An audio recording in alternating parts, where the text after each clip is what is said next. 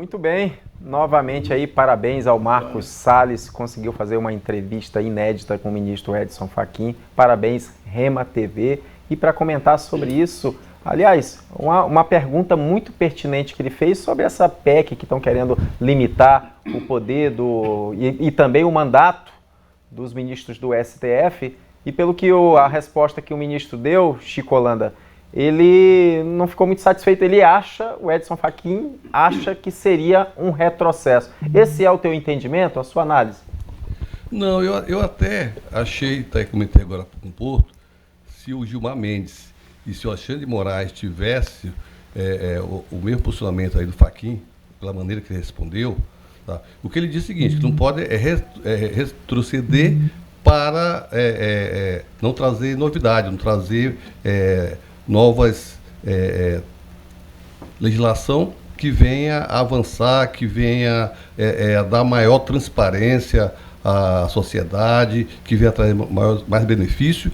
E foi bem enfático em dizer que, de fato, cabe ao Congresso Nacional fazer o papel. E é o papel do Congresso em que os poderes têm que se respeitar. Tá? Eu gostaria de ouvir essa mesma fala do Alexandre e do Gilmar Mendes, que praticamente eles dizem, falta falar que quem pode legislar é o STF. Aí sim, é um ministro que sabe colocar aquele velho ditado popular, cada macaco no seu galho. Ou seja, a parte de criar legislação, de criar mudança, isso é possível num país democrático de direito. Sim, lógico, e concordo com ele que você não pode fazer leis que venha retroagir a democracia, que venha retroagir a transparência, tá? A transparência para a sociedade, que é que hoje nós estamos precisando. Tem muitas decisões tomadas pelo Supremo Tribunal Federal, não pelo Supremo, por alguns ministros, tá? E que está deixando muito a desejar, não está cumprindo o que condiz, a diretriz exatamente da nossa Constituição maior, das nossas leis. Tá? Alguns ministros rasgando a nossa Constituição, ou seja, se achando semideus, tomando decisões essas, algumas que não eram da alçada do STF, mas quando ele se entende, alguns deles que são semideus, tudo é possível de acontecer. Arnaldo, sobre a vinda do ministro Edson Fachin, aliás, pelo que a gente percebeu aí, ele é bem-vindo em Rondônia, né? Haja vista que já veio várias vezes e não tem, assim, em relação ao nome dele, uma reprovação da população, em especial aqui de Rondônia, né? Ele, inclusive, pelo que eu vi na entrevista, ele foi muito gentil, muito respeitoso e muito acessível. Foi bom a vinda dele aqui no estado de Rondônia, mais uma vez, Arnaldo, e sobre esse questionamento sobre essas decisões monocráticas, mandato, isso de fato seria um retrocesso no teu ponto de vista?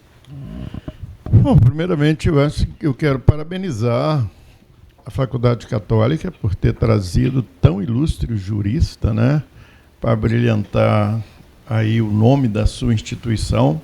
E vim falar um pouquinho sobre, é óbvio que deve ter discorrido sobre isso, a condição do Supremo em relação àquilo que o Legislativo colocou para que eles possam defender.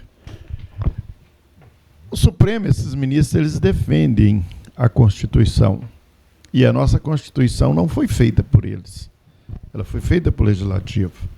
Então, tudo aquilo que concerne a questão da legalidade, da lei, assertiva, da manutenção da Constituição, cabe a esses 11 pessoas que são privilegiados, e eu digo muito privilegiados, que o doutor Samuel Costa acabou de me chamar a atenção aqui agora. Ser deputado estadual é difícil. Ser deputado federal é muito difícil. Ser um senador tremendamente difícil. Agora você imagina ser um ministro supremo. Num país de 222 milhões de pessoas, são apenas 11. Olha o tamanho da responsabilidade. Pesa sobre as costas desses homens todo o processo, certo, de garantias constitucionais do nosso país. Então, Rondônia receber um homem desse porte, dessa envergadura, né, é muito importante. Quem o trouxe realmente pensa grande, pensa no Estado. Deveria vir mais autoridades aqui no nosso Estado, as nossas universidades, as nossas faculdades deveriam brindar os nossos estudantes, né, trazendo essas autoridades. Eu acho que o ministro Fachin, que foi presidente do TSE tão pouco que Alexandre de Moraes assumiu a vaga dele, está tremendamente mesmo, né, capacitado para vir aqui proferir algumas palavras. A respeito dessa questão de diminuir o tempo, dar mandato e tudo, deixo para eles lá, porque eu não tenho nenhuma opinião formada a respeito. Muito bem. Samuel, tu acompanha aí esse raciocínio? Olha, repare bem, há um alvoroço aqui de muitas pessoas que, infelizmente, não são bacharéis em Direito, e aí vêm, né, nas redes sociais e fazem alguns comentários pontuais, outros não, que beira, né, a ignorância, no que se refere ao Supremo Tribunal Federal. É importante frisar que a Suprema Corte, para ter acesso a ela, somente em matéria de repercussão geral. Geralmente, um advogado comum, ele vai conseguir chegar ao STF através de um recurso extraordinário. No universo de quase 7, 8 mil advogados no estado de Rondônia, eu tenho absoluta certeza que menos de 1% deles, desse quantitativo, teve alguma ação tramitando no Supremo Tribunal Federal, ou seja, que teve repercussão geral. E aí, muitas das vezes, as pessoas falam, está tendo censura prévia do colegiado, da corte, ou de uma decisão monocrática, mas as pessoas mal sabem fazer um apontamento de 5 ministros dos tribunais superiores ou do próprio STF.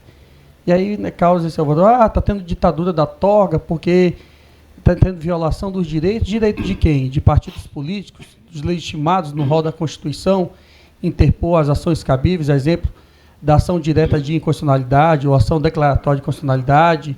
Esses casos que envolvem omissão legislativa, cabe ao STF legislar, porque é uma função atípica. Então, toda vez que houver... Samuel, só para... Eu acho que deu uma falha agora. Troca com o Arnaldo. Acho que eu bateria, né? Pois bem, pessoal, eu acho que toda vez que há uma repercussão geral, a matéria chega ao STF. Quando há ação direta de constitucionalidade, ação declaratória de constitucionalidade, onde os legitimados da Constituição entendem que é necessário acionar o STF para fazer a interpretação de determinada norma, lei ou algo do gênero que versa sobre a matéria constitucional, cabe privativamente ao STF fazer a interpretação dessa legislação em saber se ela é compatível ou não compatível, se a norma é recepcionada ou não recepcionada pela Constituição. E aí eu, aqui no universo de quase 6, 7 mil advogados no estado de Rondônia, estava dizendo agora há pouco que menos de 1% desse quantitativo teve o prazer de ter alguma ação acatada pelo STF, geralmente através de recurso extraordinário, em sede de repercussão geral. Então, há um alvoroço, né, uma campanha difamatória em tentar demonizar a Suprema Corte como se ela fosse vilã da sociedade, quando que, na verdade, o que o STF faz é simplesmente fazer a interpretação da norma, se é compatível ou não com a Constituição.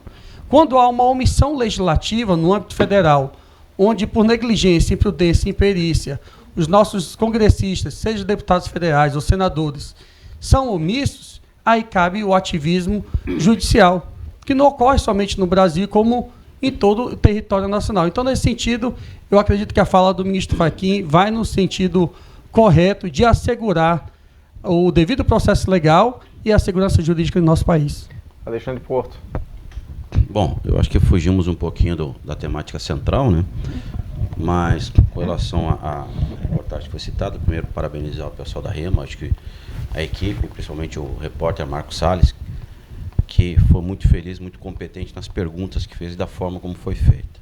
O ministro foi politicamente correto, respondeu com respeito, com muita tranquilidade, né? Agora, eu queria ver isso na prática, porque a gente sabe de ministro que andou ligando para deputados quando se falou nessas matérias do fim das decisões monocráticas, até porque está mexendo no poder do STF.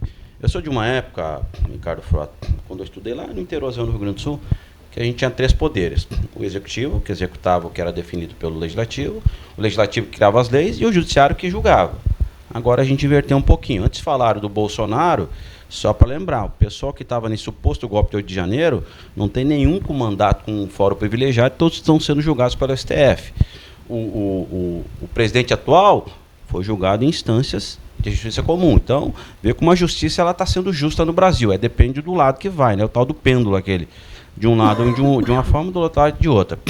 E aí, parabéns à Faculdade Católica, que trouxe esse ministro, né?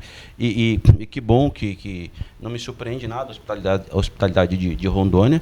É um povo ordeiro, um povo hospitaleiro educado. Isso comprova mais uma vez o nível da receptividade que nós temos aqui em Rondônia. Parabéns à Faculdade Católica por apostar, por acreditar, por trazer um expoente. Você pode discordar daqui ou dali, mas é um dos ministros que tem na STF. Agora, eu só discordo de uma coisa, Arnaldo. Eu não comparo ministro do STF com um cargo eletivo. Vamos pegar o Laerte Gomes. Acho que teve mais ou menos 24 mil votos para ser eleito deputado estadual. Tem ministro lá que só precisou ser advogado de um partido político. Então, lá nem todo mundo que está lá é por notório saber. Às vezes é por decisão, por critério político, o que é muito diferente. Não, professor, pode ser, tipo assim, só para colaborar, eu acho o seguinte, ó, se a pessoa não tem notório saber jurídico, significa dizer que o povo brasileiro não soube escolher seus senadores. Porque eles foram sabatinados pelo Senado Federal, dentro da comissão temática, e deram baile em todos. Então, eu acho que a gente não pode descredibilizar. Eu gostaria que o professor Porto apontasse um dos 11 integrantes do STF que não possui notório saber jurídico ou reputação ilibada. Um operador de direito não precisa, só para de lacrar e fala a verdade. Olha, veja cara. bem,